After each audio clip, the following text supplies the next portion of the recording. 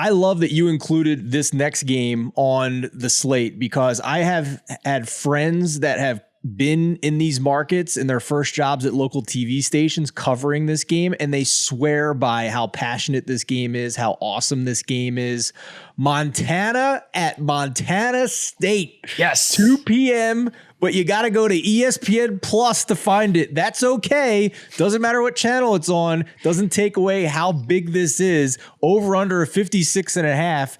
And am I seeing correctly? Game days going here? Yes, they are. It's terrific. They finally picked up on it. This is called the Brawl of the Wild, and it is legitimately one of the great college football rivalries. If you go back to last, I mean, they always play this in November. And when you're talking about Bozeman, Montana, or Missoula, Montana, in late November, it's cold, there's snow. So if you go back to last year and you check out the photos that people took from this game, they played last year. Yes. If you find photos from this game, there are no seats left. There's no standing room. There's no sitting room. The sidelines are packed. This game sells out every single year, and this year is going to be no different, especially with game day going there. I should have looked this up. I'm pretty sure this is the first time game day has been to Montana State. Beautiful part of the country. I was able to visit it last summer. And their stadium, beautiful part of the country. My friends who have worked there, like obviously it's very cold in the winter and it's cold for a long time, but they swear by the summers as the best of any place they've ever been.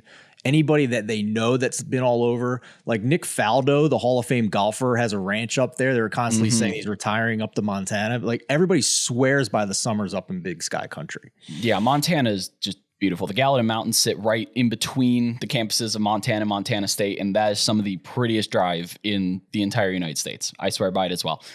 This game is a really big deal, and these teams are very good. The high in Bozeman is going to be about 28, a low of about 9, but they're going to be playing closer to that 28, 25 number. Doesn't matter. It's going to be sold out. These players are tough as nails. They know what's going on. Montana State's 9-1 this year. Their only loss on the season came to Oregon State. It was a big loss, but it was at Oregon State. I mean, we're talking FCS against Power 5. That's their only loss on the year. And they were the runners-up last year. I was at that FCS championship game. It was really cool to see. I love FCS football. Montana State's also won 4 of the last 5 in this rivalry. And they just have like a million guys who run the football well. They have someone with like 104 carries, 89, 88, 74. Like everybody's getting a chance to run the football for Montana State this year. But they have one specific player I want to shout out, Sebastian Valdez. He's a defensive tackle who has 10 tackles for loss, 7.5 sacks, and a pair of forced fumbles to go along with 32 total tackles. That's a defensive tackle, folks. He is a game wrecker. Keep an eye on him. He will affect this game and Montana's game plan. Montana, they're 7-3 this year. They won this game last year at home, so that's interesting and also kind of plays into Montana State really wants to get back and beat these guys. Montana had a 3-game losing streak in the middle of the season to Idaho, which was questionable, but it could be attributed to the fact that they were playing Sacramento State the following week, who Sagarin has rated as like a mid-level FBS team. They're playing out of their minds this year. Sacramento State, extremely good football team. So they lost to Idaho, Sacramento State, and then Weber State, and Weber State is also very good. They're 4th in SP plus ratings in the FCS this year.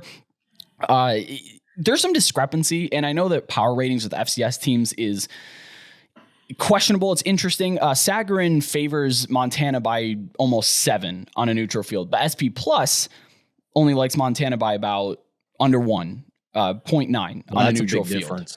It's a big difference.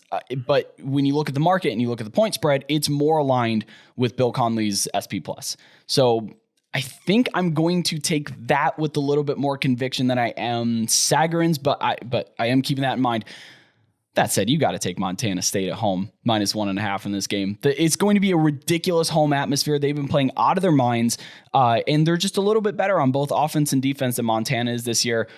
I'm taking the Bobcats at home. I think that they get if you want to play into the revenge narrative, what they lost last year. And again, this team was runner-up in the nation, and they return a lot of these same guys. So I like Montana State -1.5. That's my FCS minute. To your point about the differences in the ratings, I'll also just note that as we record here on Wednesday morning, I'm only showing one sportsbook, FanDuel Sportsbook, with this line posted. The rest of the domestic legal sports books don't have this game up yet. So there's a possibility with this being near a pick'em for FanDuel and it being kind of an added game to the sportsbook slate that we could see some differences in the number here when the other books post. So just keep that in mind. Make sure you go to thelines.com under the odds tab. You can go to college football. Just click on NCAAF for NCAA football, obviously, and you'll see weekly college football lines. You'll be able to make sure that you can shop the best lines across this game and the rest of the games on the college football slate, because this game in particular might see some difference in opinion on the spread here to make sure you get the best of the number here if you do want to take Montana State like Brett is saying. And just one more final note, Brett, on the potential atmosphere for this game.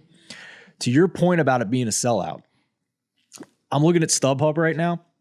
There's to get 2 tickets to this game, standing room only is $320 each. Oh my goodness. If you want an actual seat to Montana at Montana State, and you want 2 tickets, $540 each.